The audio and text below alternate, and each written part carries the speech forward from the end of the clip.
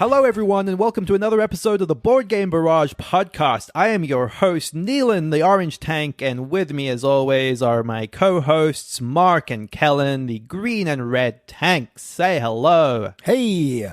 Catchphrase. You have to pick one, Kellen. You can't keep using generic catchphrase for all time. Oh, really? Yeah. You had a lot of good submissions for what your catchphrase should be. It's time to commit to one. Okay, this week on the show, It's the big one.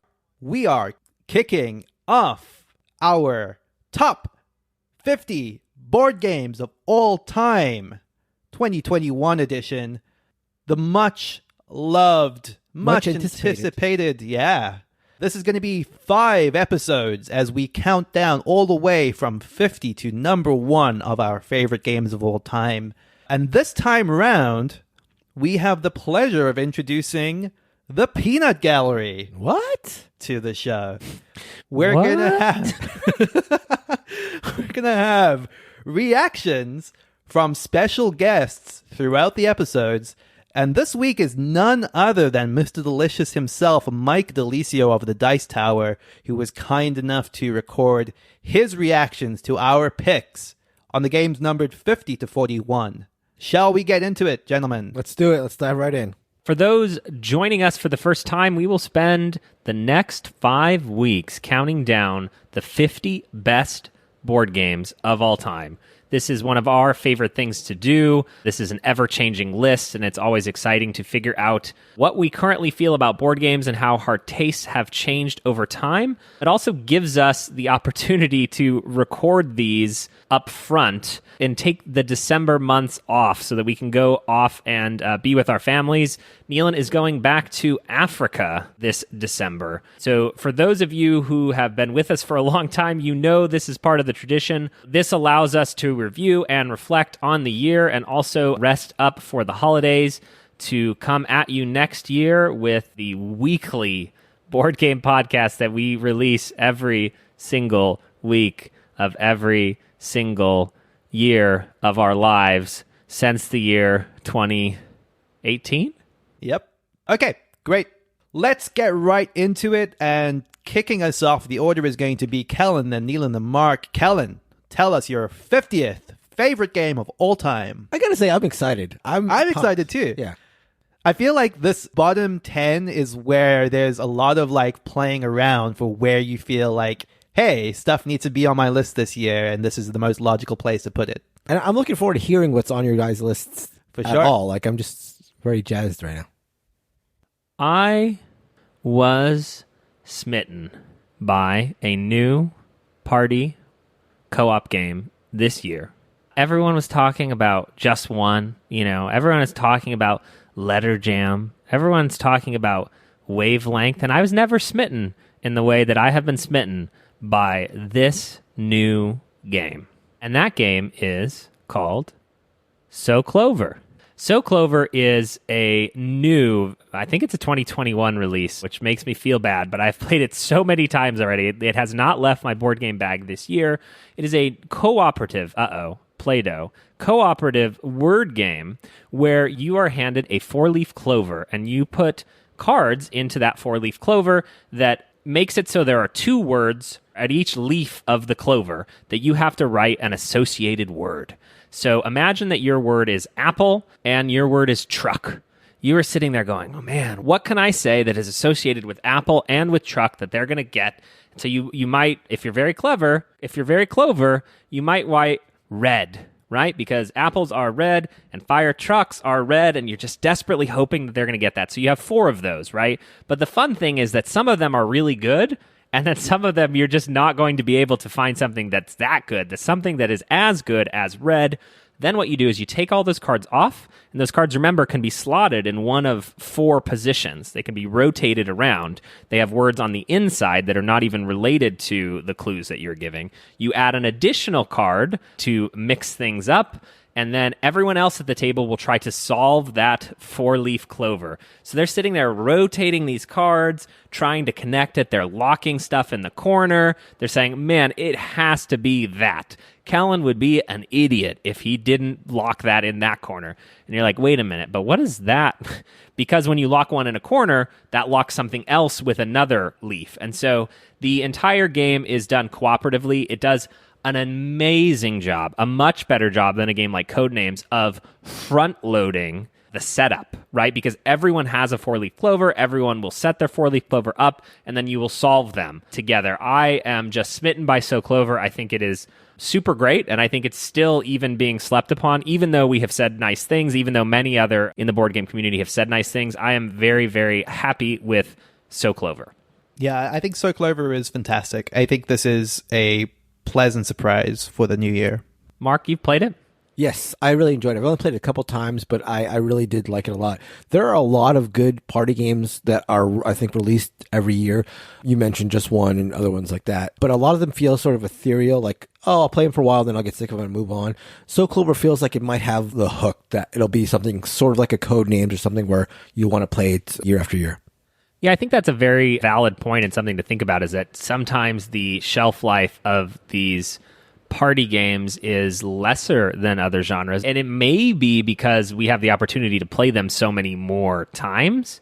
And it's like, how many times are you actually going to get to play those big, heavy ones? You know, you might play it 10 times, but again, that takes 2 years to play it 10 times, whereas a party game, you may play it 10 times in 2 weekends. And so there is a little bit of that rotating, and I think I'm even a little bashful about putting a game like So Clover on the list. But again, honestly, every time I pick up my game bag, I put it in there, and I have, you know, we busted it out right after our game of Unfathomable, and people were like, let's do that twice. Mm-hmm. Like as a palate cleanser from the more heavy stuff. Just a really great game. My 50th favorite board game of all time in 2021, So Clover.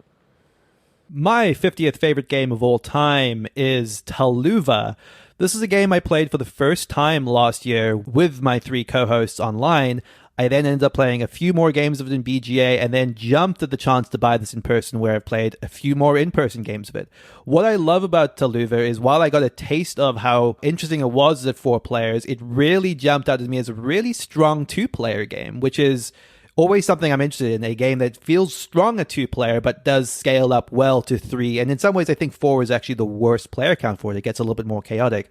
What Taluva is the closest thing to an abstract game on my list, really, which is a game where you are placing these triple hex tiles onto the map, each of which has a volcano on them. You're either expanding the island or placing one of these tiles on top of the existing terrain, sort of to create a second level. If you do that, you're allowed to place it so that you demolish other players' pieces, because the other pieces you're playing in this game are huts, towers, and temples. There are different amounts of each of these types of pieces, and the objective for the game is to place all of your pieces of 2 of those types. If you place all of your huts and place all of your towers, then you've won Taluva. So placing your initial tile is a process of trying to figure out what is best for you in terms of being able to grow your settlements, because the ways you put out each of these buildings is slightly different rules. Huts want to be in collections of same terrain type. So you want to place your volcano tile in a way that's going to group terrain that is similar together. But you're also trying to break up other people's settlements. They don't lose those huts towards their objective, but you might be able to place it in a way that's more advantageous to you to grow your settlements. Once the terrain gets 3 levels high, you can start to place your towers. So those become focal points of the map once the elevation gets high enough. So there are just different things that each player is focusing on to try to find the optimal time to place out each type of building. It's just a very clean design that still feels very interactive, and it looks gorgeous. I can't stress this enough. The way that this looks when you have this triple stack of these beautifully illustrated tiles in a 3D arrangement, because they're all like this thick cardboard, it just looks really great. Great little wooden pieces to top this all off. Highly recommend Taluva, especially if, like me, you want to play around more with abstract games, but something that still feels a little bit more appealing thematically. Yeah, I'm actually surprised because this is new to your list, right? This is brand new to my list, yeah. I'm surprised this passes the filter of like not just an abstract, because it very much is just an abstract with like a fantastic production. And so it's like snuck by you there because I feel like you aren't that guy. No, you're the one who sure. like says no to abstract, and like I say no to Taluva on that grounds, but I recognize that for its like length, there's a complexity and a depth there that is quite good if you're into it. That is Taluva, my 50th favorite game. I'm going to start this list with a Carl Chudik classic. This is down actually 27 spots. What? From last year, mainly because I just haven't had a chance to play it very often. This is Glory to Rome. Chudik is known for his multi-use cards, and Glory to Rome might be, in the eyes of many, his best use of that mechanism. In Glory to Rome, you are using cards in a number of different ways. Cards can be buildings, cards can be types of workers, cards can be raw materials or resources. And on your turn, you are selecting an action to do. Other players, if they've set up things correctly, can follow your action. When you do select an action, that action can be magnified by the way you've set up your board. And you're doing this to build buildings, to score points, to trigger one of a couple of different end conditions. There's a building that if you build will immediately trigger the end of the game, which is another aspect of this game that Chudik is known for, where you're building these very, very strong, very wild combos. You look at a card, you look at another card, and you're like, oh, wow, if I do this and this, that's pretty crazy. Let me go for it. It is very, very well designed. There's a lot of games that have followed. I say followed. There's a lot of games who have followed Chudik's follow mechanisms where players are selecting a type of action and other players can follow it. But this game, whenever it hits a table, still feels very fresh to me. Still feels unique and unlike anything else. Just so much in the box for such a small box. There is the classic black box edition, which is one of the, I think, most sought after board games there are out there. I briefly owned it this year before trading it away, but I still held on to my Cambridge edition clamshell version of the game. Glory to Rome, just an epic, epic game. Feels like a game that encompasses the phrase epic, but without being a game that takes 6 hours. You know, it's an epic game in a 60-minute package. So Glory to Rome is my number 50 game of all time. Mr. Chudik belongs higher than the 50th spot, Mark. All right. He's upset with you. Classic Carl is upset with you. I think, like, for some reason, Glory to Rome is just feels like I want to add the word like quintessential to it. Like it's like for sure. If I had to pare down my game collection to 10, even though it's not in my top 10, it just seems like one that you would consider because the ratio of how big the box is to how much game there is to how it scales. But it does feel a little like telling the audience na because good luck finding Glory to Rome, friends. I think I saw last year in Ghost Turkey someone made a homemade copy for someone. Which was beautiful, yeah. Yeah, it's a very hard game to acquire, unfortunately. And now, for the first time, let's get the reaction to those picks from the Peanut Gallery. Mr. Mike Dilisio, take it away. All right, gentlemen, here we go. I did not script these in any way. You know that is not my style. All from the heart. Here we go. All right, well, Kellen, so Clover, that's a good one. I actually enjoy that. I played it just recently, but top 50, that came out yesterday, right? Taluva, I've never played it, but based on how it looks, I'm just going to assume I'd rather play Tobago. Wow. Glory to Rome. Well, look, I understand that you all are Chudik fanboys over there. You love your Chudik, can't get enough Chudik.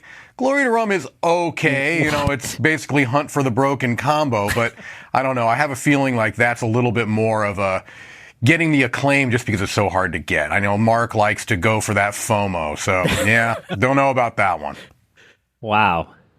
I did not expect the Peanut Gallery to be so confrontational, coming right out of the bat. Gate. He's coming out firing. I think I got the best of that, though. Yeah. I think I got the best of the lumps from Mike. I would say so. It seems at least like your game. I am proud that I preempted his feedback. This game came out yesterday. Yes. Oh, but sad. I feel bad now. Let's get into the 49 picks. Kellen. My 49th favorite board game of all time was rank 37 last year, so it has fallen. That is the two-player card game Throne and Grail. I want to keep highlighting this game because it's staying in my collection. Throne and Grail is a 2-player card game that I will never get rid of. It is a small Japanese game that has shades of Coloretto, one of my favorite card games of all time. In it, you are vying over one card row. You are either picking up the last 5 cards played in that row or adding a new card to that row. And there are 2 different ways to win. You're trying to have the majority of the 5s, the majority of the 6s, the majority of the 7s, and the 8s. But if you get all 3 pieces of the Grail, you get the throne and win the game. So at any point, you're like, oh, that's so many points. That's so many majorities that I'm going to win. So you take it. But then you're out for the rest of that round, and then your opponent goes, I'm getting more of the Grail, and there's nothing that you can do about it because you got greedy. That is, in a nutshell, what feels so great about Throne and Grail. This is a small 45-card game, small box. It is being reprinted in 2021 or early 2022. There is a weird version of it featuring, blueberries and chocolate that you could try to find. I do not recommend that. Throne and Grail Part 2, blueberries and chocolate. It's there. It's chocolate bars, strawberries, blueberries. I don't know. Things are happening. Don't get that version. This game, I believe, is either in alpha or beta on Board Game Arena. I think it is a delightful small card game that has a ton of tension. I will probably take this home for the holidays. Much love for me for Throne and Grail. Did either of you end up playing this? No, I still want to. That's insane. That's insane. Every time you mention it, jumps to the top of I just got to play this. Oh, no, I know. It's who has time? Yeah. Who has time? At being on BGA maybe makes it a lot more enticing now. I'll certainly give it a go in the future. It's also just not the best async, No. That moment where someone takes the main row and you wanted it. It's will I keep going? Or yeah, I would try to do it in real time if I will make that work. My 49th favorite game of all time is also new for my list this year, sort of. This is Sagani. Nova Luna was previously on my list last year, and in all honesty, they're close enough that you can just pick your favorite for this spot. I went for Sagani. I think that this is my preferred of the 2, but they're so similar that it was genuinely a hard choice for me. Broadly, what the premise of this game is, it is a tile drafting game where you are trying to arrange your tiles into a grid in order to satisfy certain conditions. Every card has some objectives on it. You want to have red cards in this row or green tiles on this diagonal. And when you've satisfied all of the objectives on a card, you put a marker on it and it's worth that many points and you score that many points. And it is a race to get X number of points. So it's about picking the right tile, finding the optimal place for it in your grid in order just to satisfy as many of these objectives as possible. The key thing that Sagani twists on Nova Luna is it actually makes it a little bit harsher. You have a very limited amount of these discs, and once you run out of them because you've half satisfied objectives with cards but haven't satisfied enough in order to get those discs back, you start to get negative points. So it really constrains how free roaming you're allowed to be. You have to be a little more clever in your placement to actually complete cards instead of just building out this huge grid. I like this a lot. It still satisfies the sort of race game, I feel. You see people creeping up on the point track, and it's just... Kellen, was there a thing there? Sorry. Can the peanut gallery start now? Because you're doing Nova Luna a huge disservice.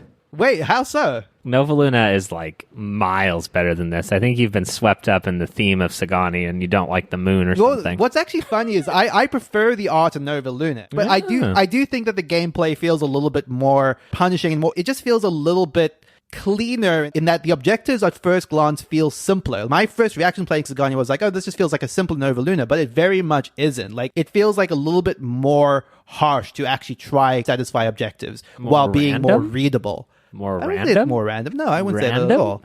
Random? I wouldn't say that at all. Random was the word that you were looking for. I did not think of random. That is Sagani at number 49. My 49th game is new to the list, but it is not new to the world because it's an older game that was reprinted, and it is also the first appearance of the Doctor. And it is also a train game. It's a train game by Dr. Knizia. Is there anything that he can't do? This is Stephenson's Rocket. Stephenson's Rocket is a game where there are a number of trains on the board, and nobody owns any of the trains. Anybody can move any train they want. But if you move a train where somebody else has a stock in the train, and there is stock in this game, although there's no auctions, you get a stock just by moving a train. But if you try to move a train and there is another stockholder and they don't want you to move the train, guess what? You might not be able to move that train, and they may instead take over and move the train to where they want. And why they might want to do that is because you're trying to pick up passengers, you're trying to set up stations, you're trying to merge trains, because whenever one train touches another, they are merged and you lose half the stock of the train that was the merging train. There's a lot of stuff going on, but it's a very simple rule set, almost sort of along the lines of a cube rail game in terms of the light rule set, but very, very vicious. One thing I really like about games that involve a map is when you can cut people off. You can tell the tempo, like, okay, if I move the train one step this way, there's no chance that Neilan can get around and move his train, the train that he's interested in, to where he wants it. And let me just try to save enough stock certificates so that he can't veto my move. Like a lot of that sort of consideration, which I love. Just a great, great game. The first of many appearances by the Doctor on my list. Stephenson's Rocket, just reprinted a couple years ago, which I would highly, highly recommend. The original edition is super ugly, to be honest, and the new edition is great and streamlines a couple of rules without gutting the heart of the game. So Stephenson's Rocket, my number 49. I absolutely adore this game, and I love the people who are like, it's not a real train game because it's so different from like other train games. I love that. I would love to tell them that my favorite train game was Stephenson's Rocket and kind of like then say it's like 18XX but better. Okay, Mike, what do you think of those picks? Kellen coming with Throne and Grail, a game that 2 people have heard of. Yeah, no, not getting into that. Let's see, Neilan, you got Sagani, which, basically is Nova Luna, right? So, yeah, I don't know. Got nothing to say about that one. Stephenson's Rocket. Coming with the Knizia mark. Well, Stephenson's Rocket is one that I actually have not played because although I love Knizia as a designer, not all of his games, of course, that one looks a little too close to trains. Can't get into train. Well, trains are okay, but nah. Wow. Again, I think I got off easiest there. Yeah. I mean, we all got walloped, but I expected more professionalism from the Doctor. That's all I have to say about that. My 48th favorite board game of all time, moving up 2 spots from 50, is Root. Root is a lifestyle game, and I am not a lifestyle gamer. So in some ways, it's a bit of an odd choice for me. Many people, many people adore Root. Root is an asymmetric game where everyone has a very different objective on the board. It is in many ways a Eurofied version of some of my favorite games, where things are a little bit tighter, a little bit more on the rails. How your faction scores is very, very specific and focused. And it is done in perhaps the best art theme setting of any board game I have ever played, with the cutest meeples of all time, where everyone is the woodland creatures of the forest. You want to play this game. You want to like this game when you open the box, when you look at it, when you see what's happening and how each faction interacts with the other factions. It's just adorable. There are podcasts that are just about Root. The game keeps expanding. They keep getting new expansions, right? We went to the river. We got lizards. We got the otters. We went to the underworld. We got the moles. We got the ravens. Now we're going to the Marauder, wherever the hell that is, and they're getting crazy shit. We're getting like cherry goblins, Cylons. I don't know what's in the game anymore. I have a hard time keeping up with it based on the amount of plays that I get of Root because I'm not a lifestyle gamer. With that said, I recently played another game with the Exile and Partisan deck, which is literally just swap out the deck, and this deck is even sillier, even swingier, even more interactive than previous decks, and I adore it for going there. There's different maps that you can play.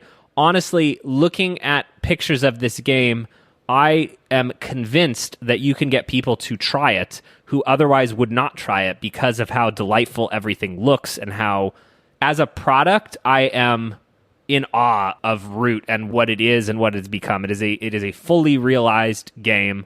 I am excited that it exists, and even as an art object, I'm happy to own Root. I am Buying the expansion still, but I don't know. I don't know if I can. I don't know. Even though I love it. Root, my 48th favorite board game of all time. It's also had a lot of really good digital implementations that came out in the last year, so it's more accessible than it's ever been if you want to like dip your toes into the vast array of stuff that is Root. Yeah, Kellen, what computer did you play Root on last? I did. I downloaded it on my iPad, but I just can't. I can't do that. I don't abide. Board games belong at the table, and I know people will at me. It's fine. Digital board games are fine. Digital board games are fun. You know, if you don't have a table, I guess. If you don't have a table, but you do have an iPad, Yep. I find that hard to believe. You go to Craigslist and do some swapsies. Mark can teach you how to upgrade. Yeah, I guess you get a table. I think you can get a table and Root for your iPad. It's probably possible. My 48th favorite game of all time is Trois, which Kellen often incorrectly pronounces as Troyes. No, I don't. I've never been pronounced that. This What? hovered below my top 50 list for a long time now, and I mean that quite genuinely. I've always wanted to push it on, but never quite have. So this is bolstered by having played this a few more times on BGA in the last year. Despite the interface issues on BGA, it's very harsh with its undo. I will warn you about that. But once you get used to knowing what to expect from Trois from experience, I think the implementation is fine. It is a great game of buying and drafting dice from other players and utilizing on these 3 per section cards, so 9 total ability cards that you can utilize that dice on, which are different in every game, in order to generate coins, in order to generate influence, and then ultimately to generate victory points. You are trying to find the cards in that selection that are both compatible with the dice that you typically draft and the money that you're able to afford in order to combo them together to produce a large amount of points, particularly as the game gets towards its close. There are events that you have to counter which hurt everyone at the table equally. So there's a lot of fun things going on, but it is mostly built around this very, very satisfying system of buying dice from your opponents and finding what dice you can buy from them that are going to hurt them the most, but you can ultimately still afford to use. It's a very clever system. I could see this going up my list more now that I've given it the proper dues that it's worth. I don't know that it will ever rise as high in the ranks as it does for Kellen and Christina, but I do love Trois. It's a specific type of gamer, right? Because you have to be okay with LOL card alongside liking more traditional Euro mechanisms. But if you do, this is such a sweet spot of mechanisms. Wow. Love Trois. Trois actually fell off of my top 50. For some reason, it just feels like a game where I like all the parts of it, but it just doesn't coalesce for me. Every time I play it, I'm always excited to play it, and then it's just like, oh, this is okay. This is coming from the guy who put Glory to Rome at 50. So just take that. Fair. Take that with a grain of salt, audience. My 48th favorite game of all time is one that I'd heard about, but what really cinched me to try it was the appearance of the Pigeon Blood tank. Dan Hughes mentioned his plays of Marvel Champions, the card game, and I decided to give it a go and really, really, really liked it. Marvel Champions, what you're doing is you're selecting a hero, you're selecting a villain, and you're playing a sort of deck construction hand management game trying to thwart the villain. What sort of makes this game for me is the variability. Variability is a buzzword that's used in board games that a lot of times doesn't, I think, matter as much as people think it does, because how many times are you going to play the game? Like, does variability even matter? With Marvel Champions, variability is really cool because each villain plays differently, and each hero plays very differently, and the heroes that you're inhabiting play very differently. You have heroes that are very strong initially, and you're just trying to fire off and do damage quickly before you run out of gas. There are heroes like Iron Man, where you start off very weak, but then you're building the suit up, and then by the end of the game, you feel super, super powerful. There are heroes that are more reactionary, more defensive. There's a lot of ways to construct your deck. There's a lot of, variability to the heroes. Each hero has the hero side and the alter ego side, and they play very differently from one character to the next. I'm not even a huge Marvel fan, but I just really, really enjoyed the game. Plays quickly, is difficult depending on where you want to set the difficulty, but I started off playing it at max difficulty and had a really tough time getting through the villains, but very, very much enjoyed it. Marvel Champions, the card game, is my 48th favorite game of all time and new to my list. I also picked this up in the wake of the Pigeon Blood tank recommending it. I have not played it yet, but I'm very, very keen to, and especially bolstered by what you've been saying, Mark, because I feel like It's rare that solo games make it onto your top 50, if ever. Is this the first time that's happened? This is probably the first time, I believe so. That's pretty high praise. I need to check this out. This strikes me as like when a billionaire comes down and says that their favorite restaurant is like McDonald's. That's like Mark pretending like he's like in the muck with the common board game folk. Yes, I like your Avengers. I am also an Avenger. Yeah, exactly. Okay, from the Pigeon Blunt tag to the Fandango tank, Mike. Kellen, I think, knows that I'm a big fan of Root, and so I have really the only complaint I have is that you've got it at 48, and that's too low. You should have it higher on your list, meaning closer to 1, closer to the promised land. Root is a design masterpiece, and you've got it all the way at 48. Shameful. Trois, Neilan, this is another one that I have not actually tried. I've played Black Angel, like Black Angel, but I have not tried Trois, so I can't really speak to that.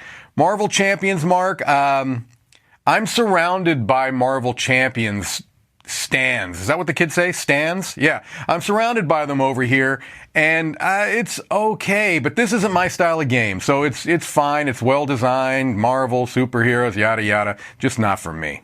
Wow. What? These That is a solo lie. gamer. That is a lie. Wait, Neilan. Hold on. Before you say anything, Mike, the popcorn guy, is going to praise Kellen for Root and talk about my game, Mr. Solo. Talk about the solo game? My type of game?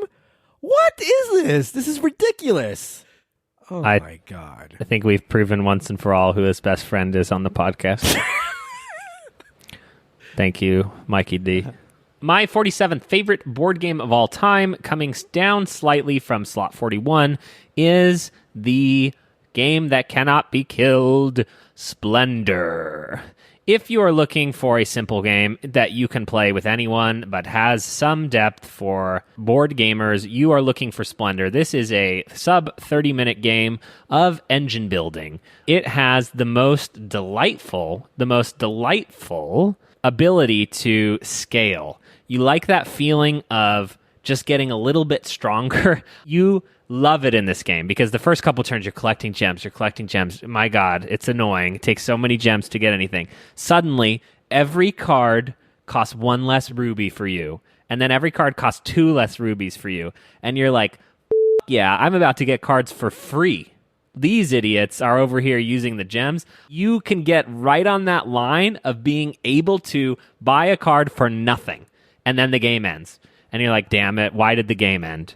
So Splendor has that perfect crescendo for me of when the game ends. It ends right as you feel super powerful, and you always feel like, man, if I could have just been a little bit more efficient, I would have been even more powerful, and I would have been king of the Splendor Castle. For whatever reason, this game is sort of like grapefruit for the board game community. You know it if you like it, but most people don't like it, or they pretend like they don't like it. I don't know what it is. Splendor is really good. It is rock solid, and people who hate on it are just haters, and they can go hate somewhere else. They probably don't have tables either. This flew up my rankings this year. Didn't quite crack the top 50, but I played a bunch of Splendor this year and absolutely loved it.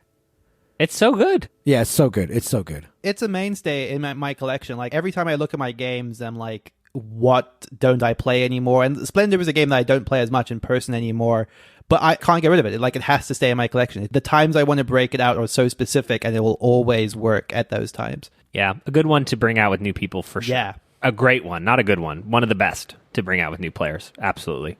Splendor. Number 47 on my list is Letter Jam. This is a cooperative word-building game where Hanabi style, everyone has a array of 5 letter cards that are facing away from them. So everyone can see what everyone else's letters are, but not their own. Those letters have been chosen by the person to their right in order to spell out a word that's been scrambled. And what you're trying to figure out systematically is what each of these letters is by looking around the table. And okay, I can see what Kellen's first letter is and Mark's first letter is and so on. What is a word that I can make using the letters at the table. Then you say that word and you sort of put chips out saying, I'm using Mark's first letter, I'm using Kellen's letter, I'm using Neilan's letter. I was able to make a 5-letter word. Now, you can obviously see all of these letters except your own, so you know parts of the puzzle, you know what some of the letters in that word are, but what is your letter? Can you figure that out while everyone else is doing the same thing simultaneously? Once you think you know what your letter is, you move on to the next one, and the whole process repeats until everyone feels confident that they know what all 5 of the letters are, and they reveal what they think that their unscrambled word is. And if everyone has done that, in an ideal situation, everyone's done that perfectly, that is the best possible result in a game of Letter Jam. It is as creative as the players at the table. It's one of those great games where you can go hard on trying to use every letter. You can go short words if you think it's going to be easier for people to guess. You have to cater your words to what you think other players will be able to decipher. It's not just about showing off how smart you are with your vocabulary. If the people at the table can't figure it out based on what you're giving them, it's not going to work. It's such a creative, niche cooperative game that I love, and if you like word games, I would be willing to bet that you would like Letter Jam. I do like Letter Jam, and I do like word games. Well, there you go. It's also such a good one for like the co-op space because it's like it encourages you to be involved, but you don't have to be the person that's giving the clues every time. You are involved by having to decipher your words constantly, but it doesn't put the onus on everyone to have to be in the star role. Everyone's involved with the 100 questions they have in the rules explanation. Exactly. At the very least, you will have some questions. My 47th favorite game of all time has dropped down a couple spots. It's down from 44, but that's only because I have not had a chance to play Dungeon Fighter enough this year. Dungeon Fighter is a great cooperative game where you and your friends are trying to go through a dungeon and kill off the big bad boss at the end. But the way you do it is where the fun comes, because as you are encountering these creatures along the way, you have to bounce a die onto a bullseye in the center of the table, and the closer you get to the bullseye, the more damage you do. If the die lands on specific faces, you get to activate special powers. And then as you're fighting, you go to shops where you can pick up weapons, and the weapons make your hits stronger, but sometimes that involves forcing you to throw your dice in weird ways. For example, there's a weapon that will increase the strength of your attack, but now you have to throw the dice underneath your leg.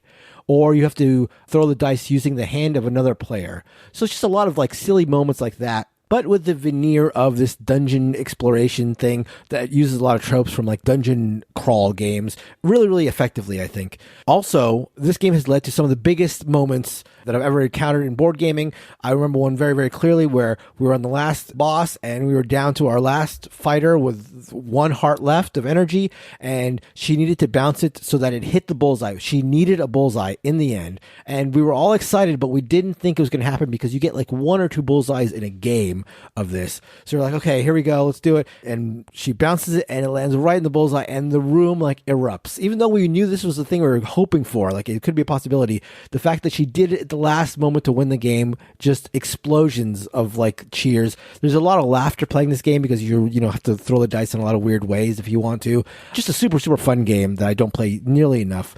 Dungeon Fighter is my 47th favorite game of all time. And they went crazy with this last year in terms of new additions. There's a whole lot of new Dungeon Fighter to be played in 2021. As good a time as ever to like check it out if you haven't before. Okay, but enough of your tired voices. I want to hear from Mr. Mike. At 47, Kellen comes in with Splendor. Yeah, I get it, I suppose, but I don't know. There are so many other games that give me a similar vibe that I would rather play. No. Splendor Killers. The poker chips can only get you so far, Kellen. That's all I'm going to say. Poker chips can only get you so far. Neilan coming in with Letter Jam, one of the party games that I do like, so I can get on board with this. I don't know that party games often get near my top 50. There's a couple, but Letter Jam's a good one. Dungeon Fighter, haven't played, Mark, so I'm going to assume that it's all right. You know, I trust some of your picks. Dungeon Fighter is, I think, is that another one where you're flicking? Is that a flicking game, Mark? If it's a flicking game, I can get behind it. There you go. He gets behind it. Perfect. He didn't even know what it was, so to be fair. It has to do with flicking. That's the contribution. Put that on the box. All right. I think that The best thing about this format that we have designed is that I get to go right after Mr. Mike Dilisio, so I just sound like a scholar coming in after that garbage. My 46th favorite board game of all time is new to the list for me, and this is Brass. Specifically, Brass. Well, I'm not ready. I'm not willing to call which Brass I am most excited about. I think that I probably will prefer Lancashire at the end of the day, but I am happy to play Brass Birmingham or Brass Lancashire. Those are cities I cannot pronounce, either of them. Martin Wallace is the king of shared infrastructure with low rules overhead. Shared infrastructure is fantastic. I love shared infrastructure. I love the ability to make things more interactive without it explicitly being I bash you over the head and you die. I think part of why these games are so high on the Board Game Geek top lists of all time is their ability to promote interaction that doesn't feel detrimental. It really feels like, oh, I see what Mark is doing over there, and now I'm going to get into that with X, with Y. I can pivot based on what you're doing. I can share that building with you. I am a beginner at Brass. I purchased Lancashire after just that first play, and so I only have a few plays of this series of games. I think they are spectacular. I only think this could rise. I think this is higher on both of their lists. I was super, super worried that Brass was going to be just a lemon, just a game that these two kept talking about and I was not going to like, but I am happy to be proven wrong. And it was just a omission by lack of knowledge. What do you call that? It's like I Ignorance. was a baby. An omission of ignorance. No. What? I'm coming to the table admitting that there was...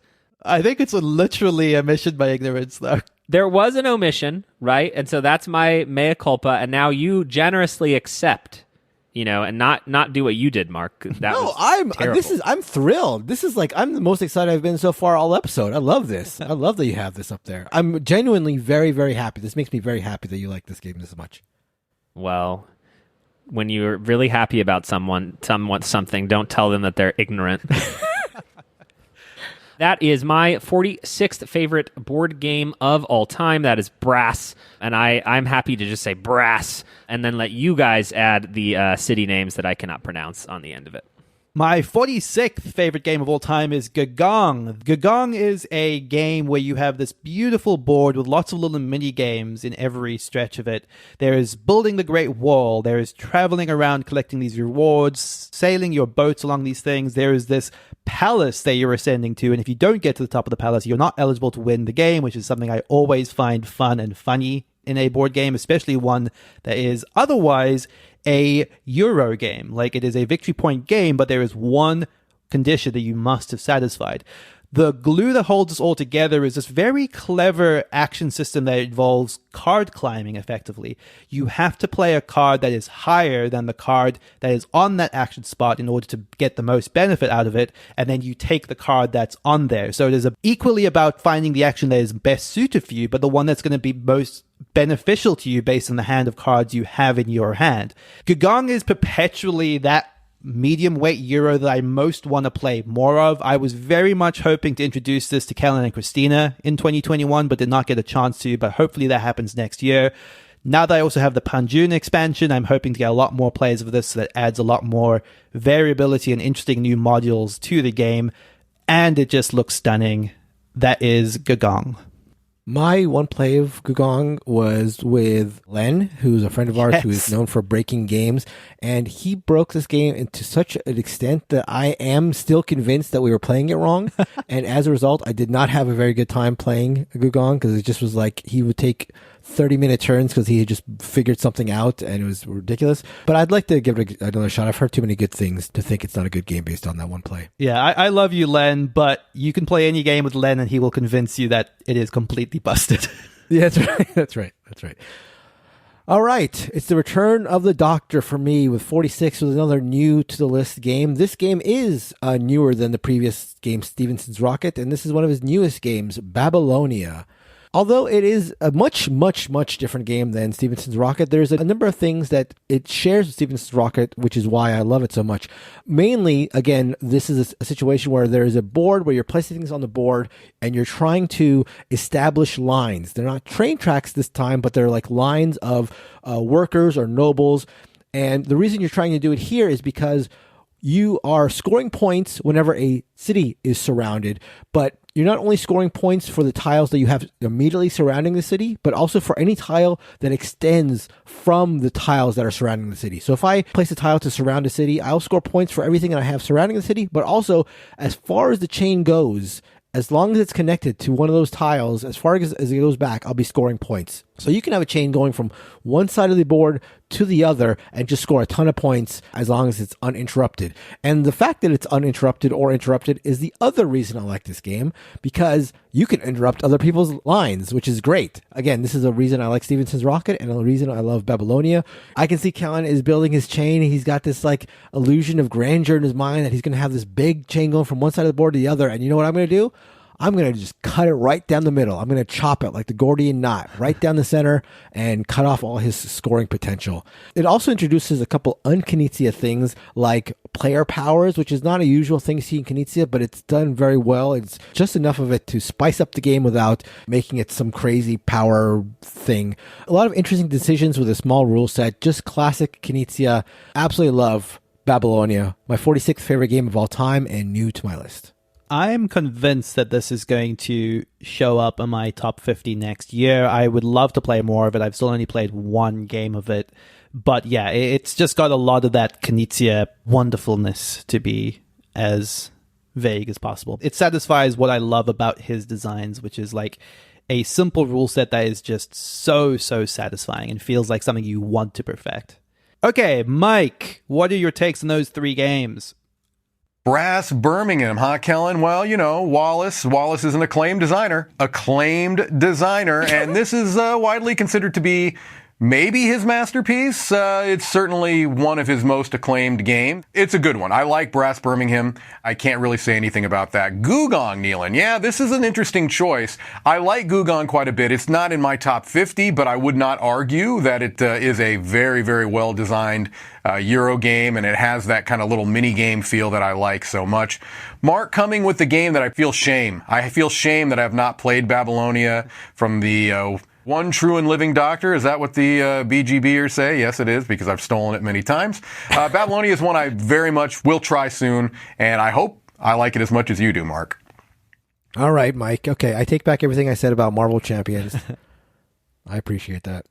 All right. My 45th favorite board game of all time is unchanged from last year. This is Uwe Rosenberg's Nusfjord. Nusfjord is a underrated Uwe game that is getting a lot of love, I think, from people who are saying it's underrated, which I love when that sort of happens. Like, why are more people talking about Nusfjord? Nusfjord combines a lot of what I love about Agricola, but it does it in a more brief package. You have worker placement. You have a little bit of fighting over the worker placement. You have elders with special powers, and you have a ton of card combos in the form of buildings.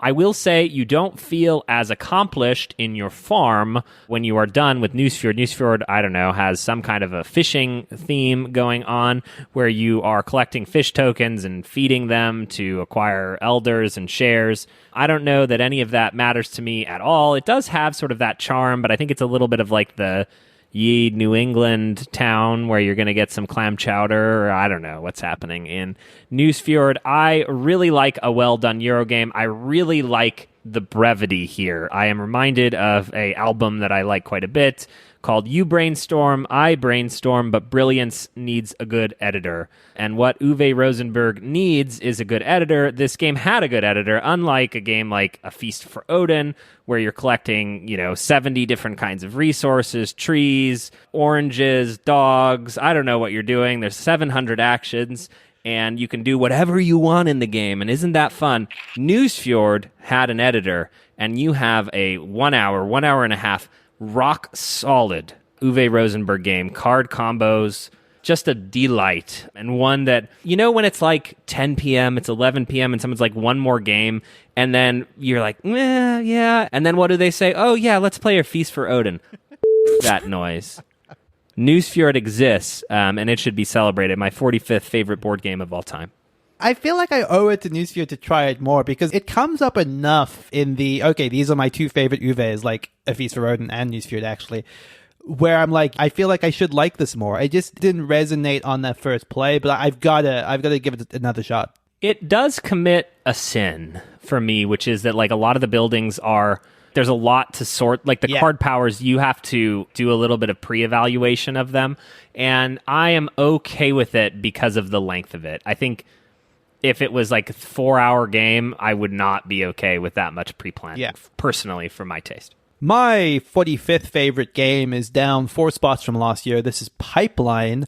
This has been creeping down my list for the last couple of years. I still like Pipeline a lot. I felt less enthusiasm to want to play it because I think that there are other economic games that sort of fit into this realm in terms of time and in terms of weight that I've appreciated a lot more recently. Pipeline is still very, very satisfying. The mini game of building out your pipe network as a spatial puzzle gets a lot of detractors, but I quite like it. I like those sorts of visual puzzles, even if it does feel a little bit disjointed from the rest of the game. But the real standout here is how cool all of the technologies feel in this game. You look at all the techs in Pipeline and you just say to yourself, I cannot live without that tech. I must have it. But chances are you won't be getting that tech in Pipeline, and that hurts and that's harsh. But the reality is you're just as viable a competitor without getting one. And I think that is the design balance that is so hard to get right. Powers that feel broken but aren't essential. Pipeline also just fell off of my top 50. A game that I really, really like, but I've lost a little enthusiasm for it. But yeah, still a great game for sure. That is my number 45, Pipeline. My 45th favorite game of all time is a puzzle party game. How many of those are there out there? This is an old game from 1999, Ricochet Robots. So Ricochet Robots is a very simple game. What you have is a board with 4 different colored robots on them. And each robot, based on a random draw of some chits, has to land at a specific spot on the board. And what you're doing is you're just staring at this board, trying to figure out the shortest path for each robot to get to their assigned spots. And the trick is that when the robots move along the board, first of all, you can't manipulate them with your hands. You have to like mentally plot everything out. And the robots, when you push them in any direction, again, mentally, they go until they either hit another robot or hit a wall. So you just have to plan out, okay, I need the blue robot to hit the yellow one there. And then from there, I'll have them go left and hit that wall. And just, you plan it all out in your head. And once you think you have a solution, you shout out the number of moves that you think you can do it in. So I look at it, I can do it in 25 moves. And then that starts a clock. And if anybody can beat my solution, they shout out their number until the clock runs out. And the person with the quickest solution tries to prove that they've got it correct. And if they don't have it correct, then the person with the next quickest solution proves it. This is a game that sounds very plain, but I've brought this to game nights and just sat it out there thinking, hey, we'll play a game or two of Ricochet Robots and we'll move on to something else. And people just want to sit there and just like figure out the quickest way. And we have people just walking by, like asking, what are you guys doing? Like, what are you guys doing? Like just staring at this board. And then we tell them how to do it and they start standing out there. I once brought this to a birthday party, a non-gamer birthday party, just because I knew there was a couple people out there who were interested in board games. I put it out there, we started playing it, and then like the birthday party became people standing around this table in the park trying to figure out the quickest way to get the robots to their spots. I think it's a criminally underrated game. So simple, but just such a great game. Ricochet Robots is my 45th favorite game of all time, down 8 spots from last year. I love the idea that whoever's birthday party it was is like staring at the table being like, why have you co-opted my party for this robot board game? I think it was like a 10-year-old girl's birthday party, to make matters worse. Oh, well, that's good, because that aligns with my comment, which is, if I was a 5th grader, I would be impressed by this game. But I'm not, so I'm not impressed. Is Mike impressed by our picks? Let's find out. Nusfjord from Kellen at 45. Yeah, look, I do like a lot of Uwe games, and I like Nusfjord. It's short, on the range of short for his, full-fledged worker placement games, and I appreciate that. My issue is that this is not one that I've felt that I need to come back to. I don't know if this one has the staying power for me, certainly not to be in my top 50. It's a fine game. Neilan, Pipeline is one that I haven't played, but based upon my dislike of Curious Cargo, which is a smaller implementation of at least one of the mechanics in that game or mechanisms, I don't know that I even need to try that one. And Ricochet Robot Mark, anything that sounds like it's a Hanna-Barbera cartoon character, I'm out. Well, he agrees. Not impressed. Not impressed by Ricochet robots. It's basically the Pokemon ice slide puzzles, which were always the dumbest part of the Pokemon game. Oh my God. I don't even know what you're talking about, but I can't believe you made that comparison. And I don't even get it. And I don't even get it. It's the part of the game you don't want to play. You're just literally like running across the ice, and then the ice you're like, oh God, I got to get across this ice chamber, and it's annoying, and there's only one path. Sully the name of Ricochet Robot. We could retheme it. Pokemon Ice Puzzle. There we go. Pokemon Ice Puzzle? Yeah, people... Okay.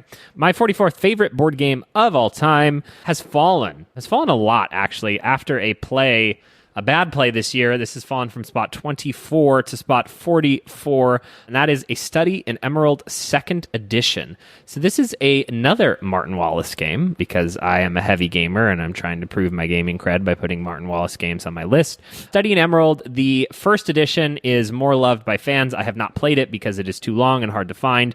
In the 2nd edition, again, the Cthulhu theme. My God, go away. It is unfathomable how many Cthulhu games there are. In A Study in Emerald 2nd Edition, you have 2 teams, but you don't know which team you're on, and you score points as if you're on both teams. And then at the end of the game, all the points go away. Your scaffolding falls out from under you. It is a deck-building game. It is a complicated deck-building game where you are attacking other players, attacking Cthulhu, but there are hidden teams, and the amount of players on your team could be disparate. And the team who has a player in last place at the end of the game, you all lose points. So you do want to be helping your team. You can't just ignore the other players on your team. And so there is a lot of sussing out what's happening. This is one of the weirdest games on my top 50 list. It feels like an odd one, like a partridge in a pear tree. Just like, what? What am I talking about? What am I looking at? You just don't know what A Study in Emerald 2nd Edition is, but you owe it to yourself to at least try it. I definitely want to try this one.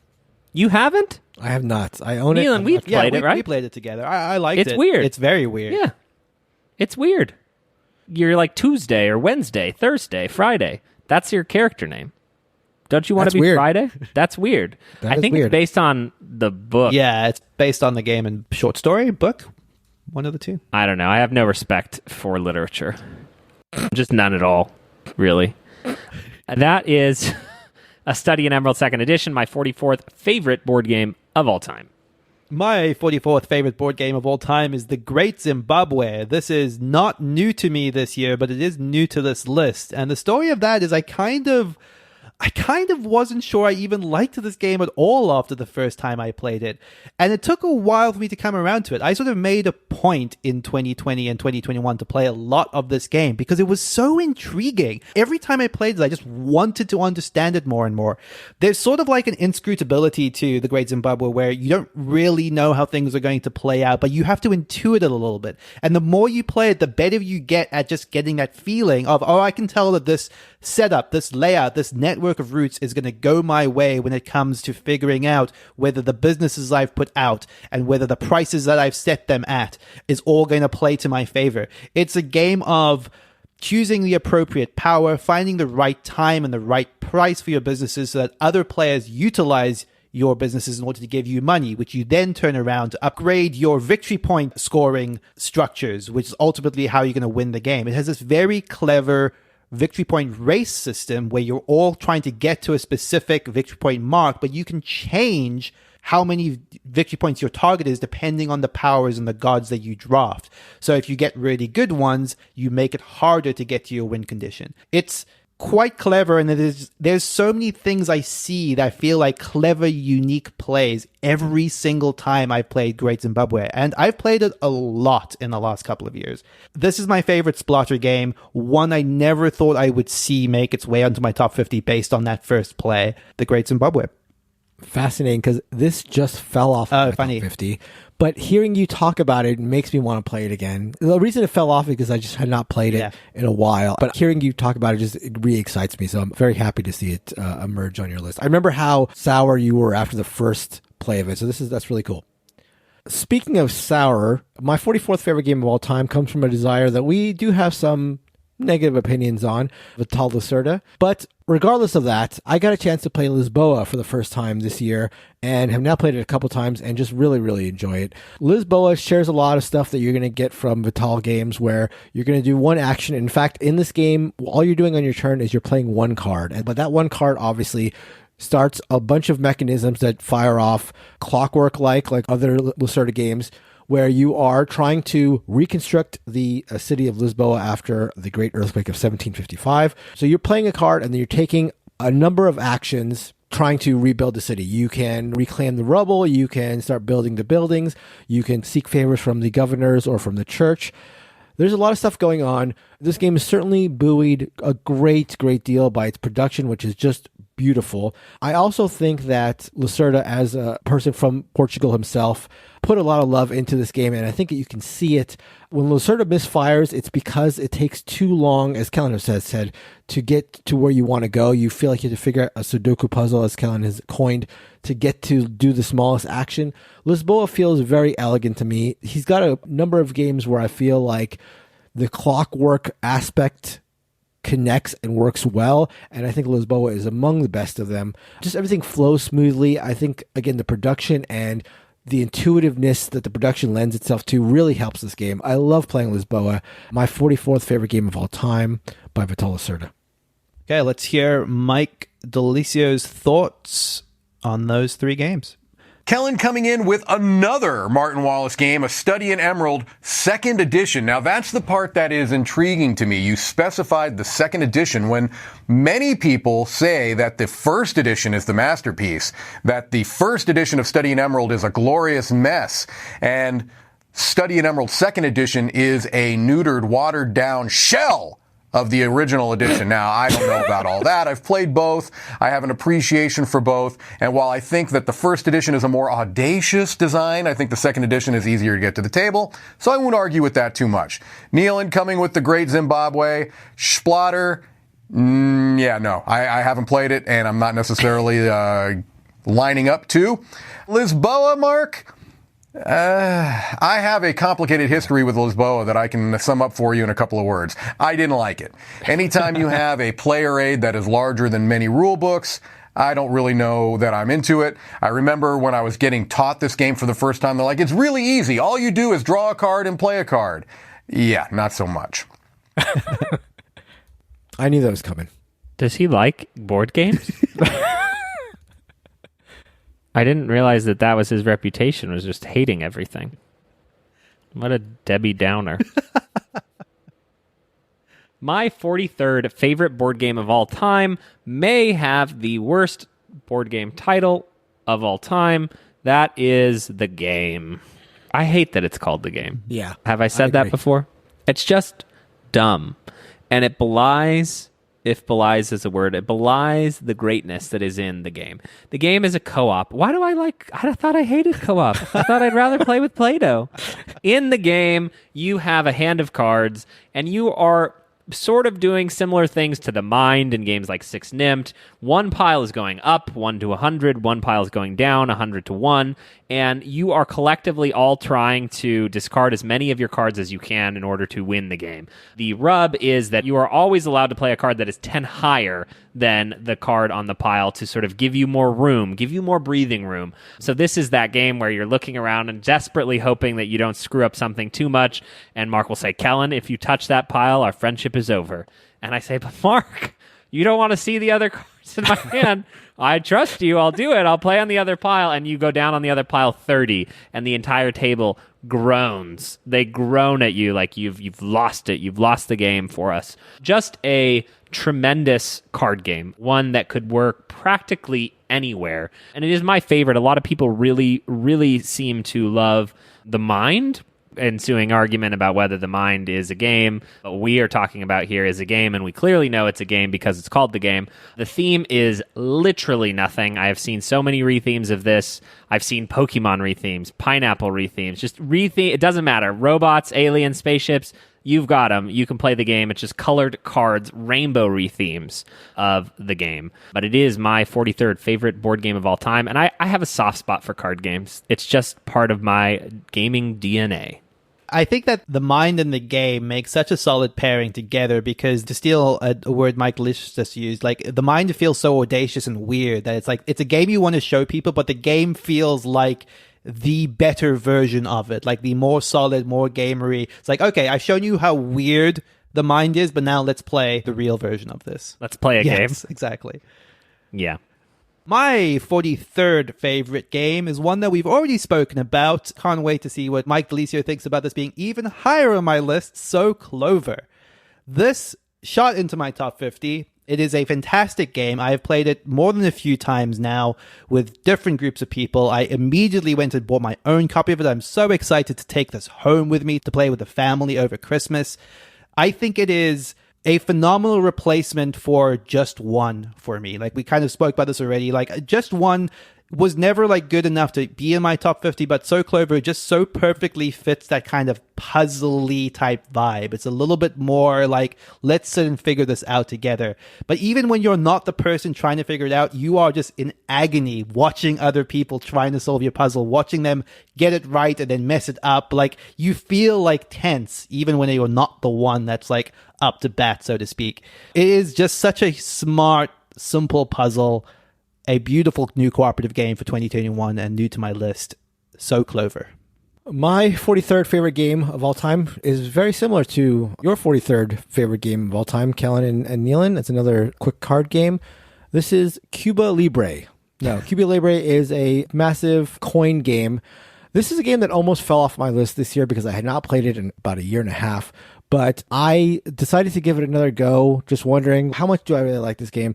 And I just loved it again. I don't think this game is for everyone. One of the big appeals to this game and a lot of games for me is the historicity of it. I'm a huge history buff, and the fact that all the cards you play out in this game takes a moment of history and makes it to a thing you have to decide about when it comes to gameplay.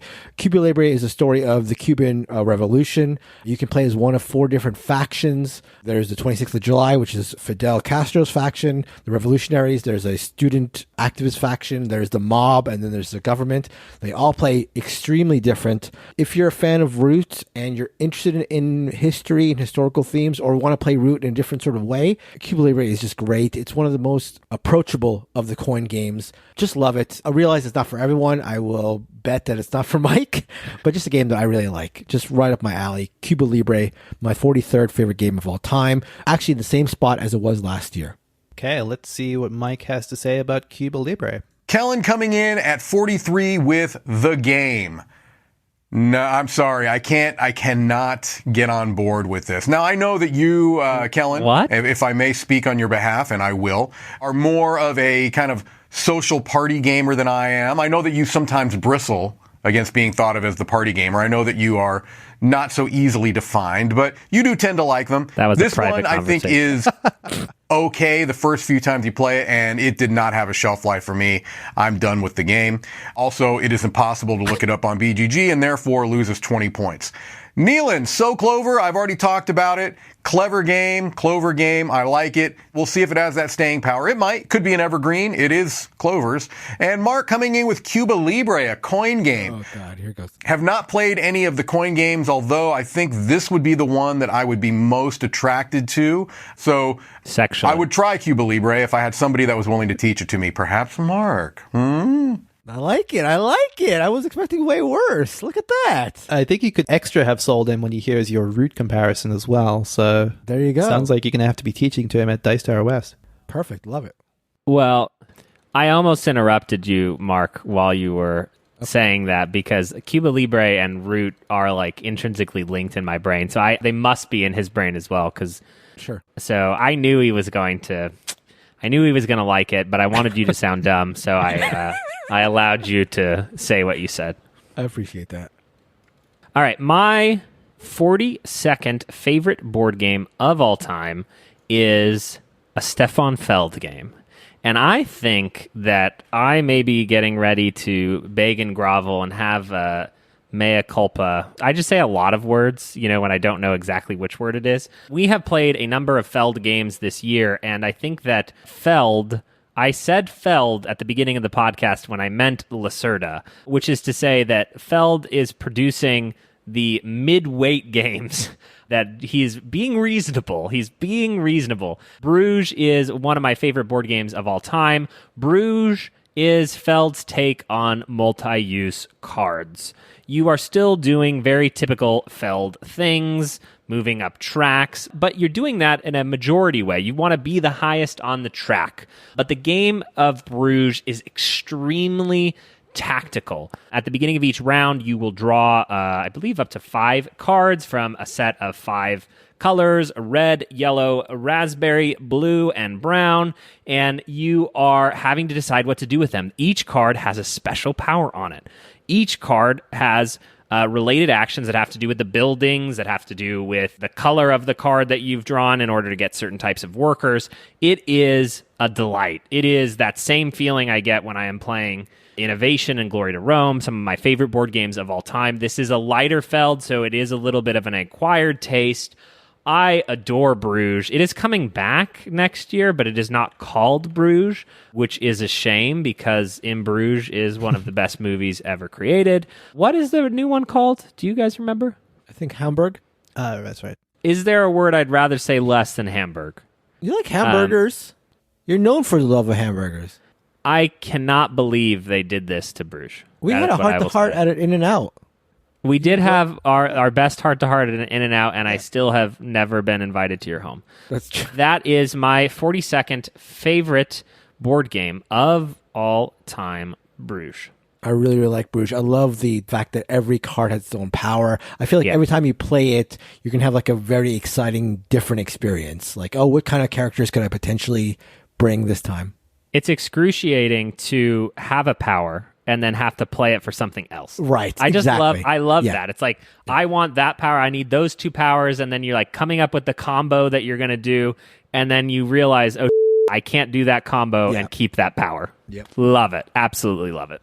My 42nd favorite game of all time is Eternal Chronicles of the Throne, and this has actually moved up 6 spots this year for a couple of reasons. I played a lot of games this recently, one-on-one with my good friend Kirsten, so just having repeated plays against the same opponent has done a lot for us to realize the depths of strategy in this.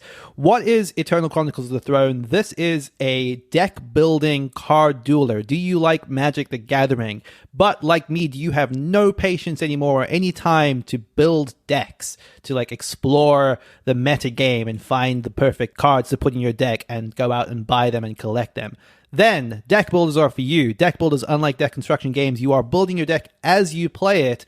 It gives you all of the components you need in one box. You just break out the box, you teach people how to play, and you are playing a dueling card game very much in the vein of Magic the Gathering. It preserves a lot of what I love about that genre.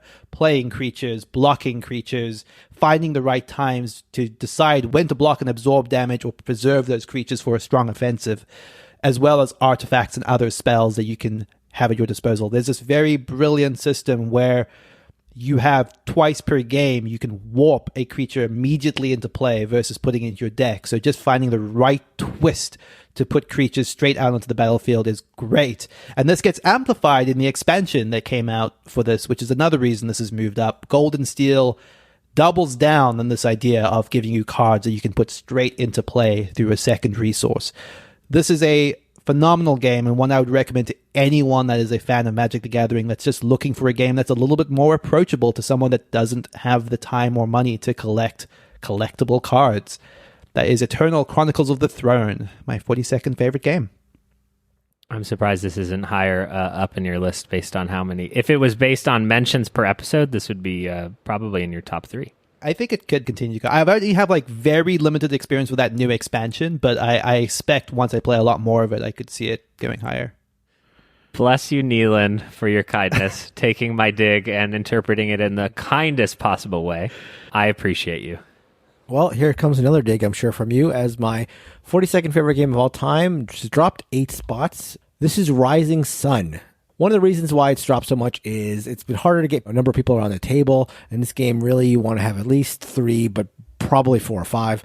And that just hasn't been a situation where I've been able to do it. But Rising Sun is still a game that I'm very excited to play. It is a troops on the map game with crazy variable player powers, with a very interesting combat mechanism where you're hiding your coins behind a shield and you're trying to outbluff your opponents whenever you battle. Like his other magnum opus, Blood Rage, it has this really interesting thing where the combat feels very impactful, but if you're on the losing end, it doesn't necessarily feel like you're out of it. I just love that part of it. It just feels like a big event, but you're not going to get totally destroyed if you are beaten in it.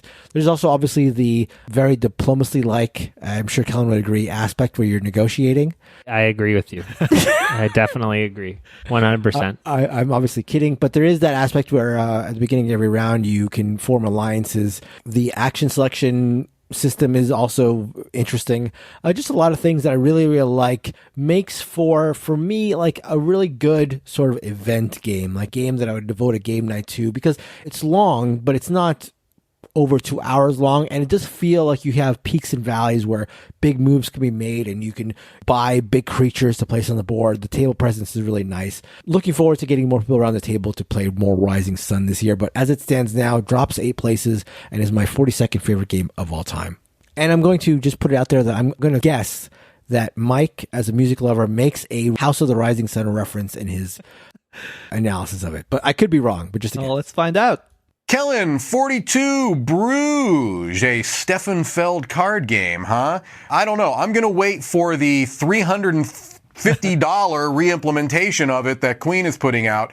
No, I don't know. Bruges is good. It's good. I like Bruges.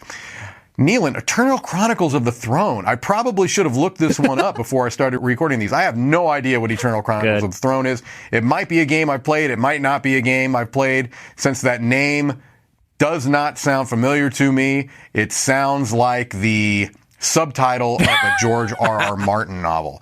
Mark coming in with Rising Sun, the game of diplomacy, where diplomacy plays almost no part. I do like Rising Sun. I don't know at this point where it fits with the kind of big Eric Lang trilogy. I'll have to play Ankh a few more times, but Rising Sun's a good one. It's a good one. It's just hard to get to the table. Yeah.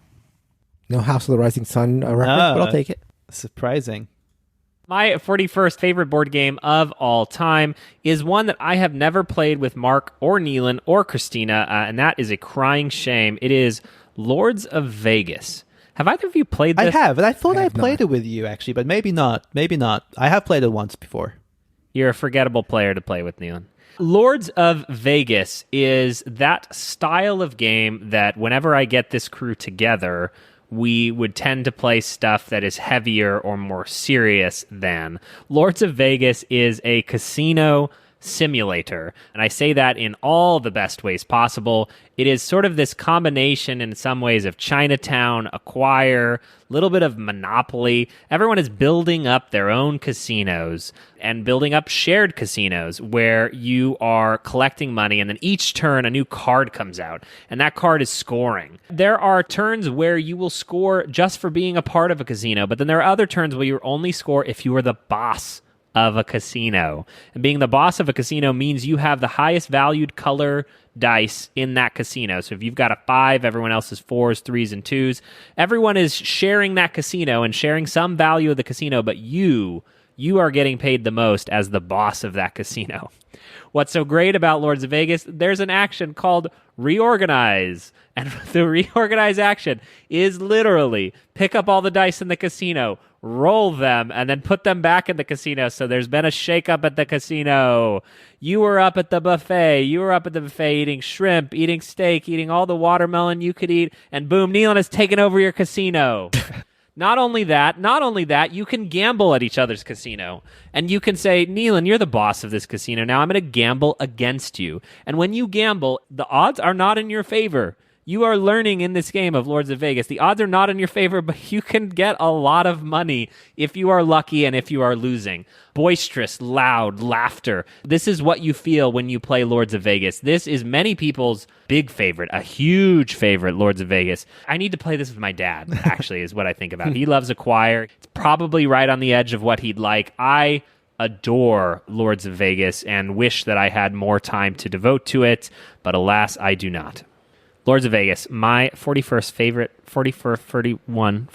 favorite board game of all time. My 41st favorite game of all time is Orléans. This is a sort of, not quite, but sort of resembles a worker placement game, but in the form of a bag builder, where you are pulling your workers from a bag on every turn and placing them on your board in order to trigger certain actions.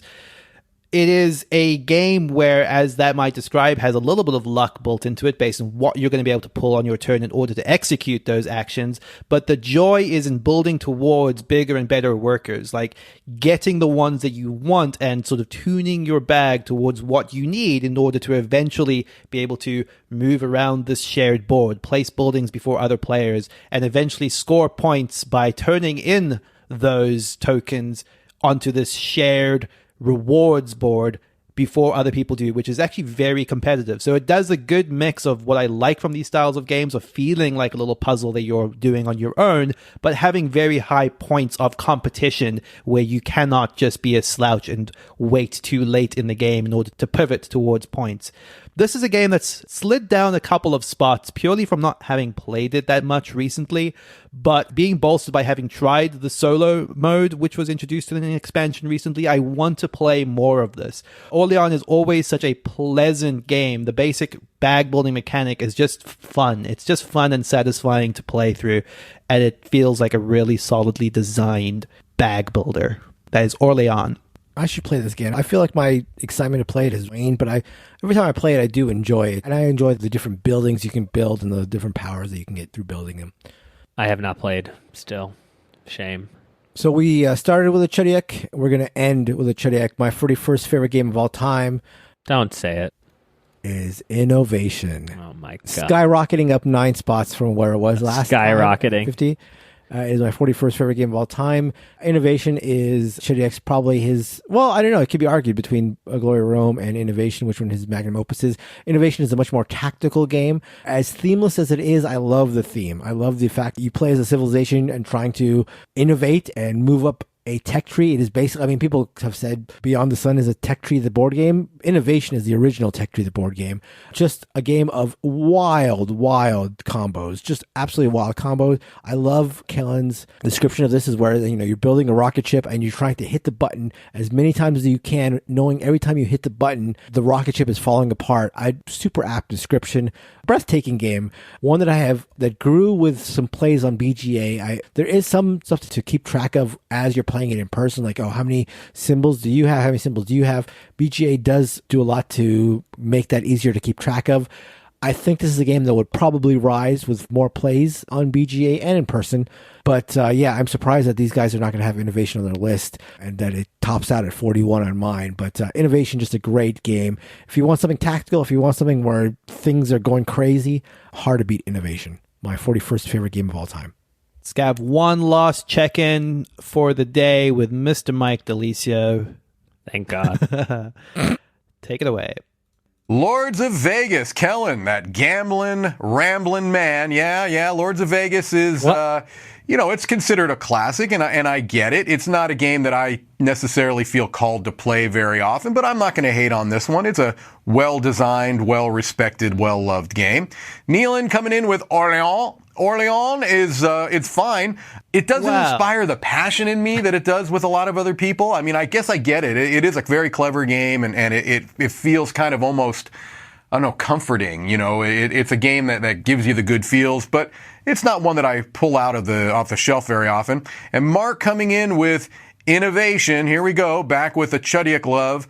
This is one that I think I appreciate the design more than I like playing. I could probably say that about a lot of Chudiak games. I appreciate their designs and how they come at things from a very different angle, and I like that, and I say more of that. I like designers that push the envelope a little bit, but innovation's good. It's good. It's not something I get out all the time, but I do like innovation.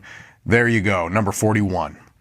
Well, it is a shame that those are the last words that he'll ever have on the Board Game Brush podcast. Thank you so much, Mike Dilisio, for joining us in the Peanut Gallery this week. Those are our first 10 of our top 50 board games of all time. Please join us next week as we continue with the 40 to 31st favorite games of all time. And we have a new Peanut Gallery. Who's that going to be? You're going to have to listen in next week to find out. Thank you all so much for listening to this week's episode of the Board Game Barrage podcast. We're so stoked that it is the holidays. We all hope you're having a lovely holiday season. Travel safe wherever you are traveling. Thank you, as always, to Heart Society for our intro and outro music, What's in Your Mind, Kid? Please join us on BoardGameBarrage.com/Discord to tell us what you think about our picks. Goodbye. Bye. We didn't even plan it, but we're only going up in games and guests going forward. Goodbye.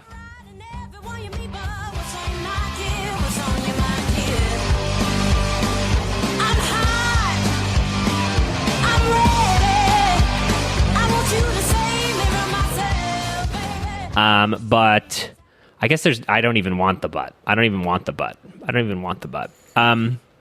Game, because it's staying in my collection, it is not. Oh, you guys with me? Yes. Yep. Oh, Yep. you both were so frozen. I think you were just so captivated by what I was talking about. You were definitely listening to me. Throne and Grail is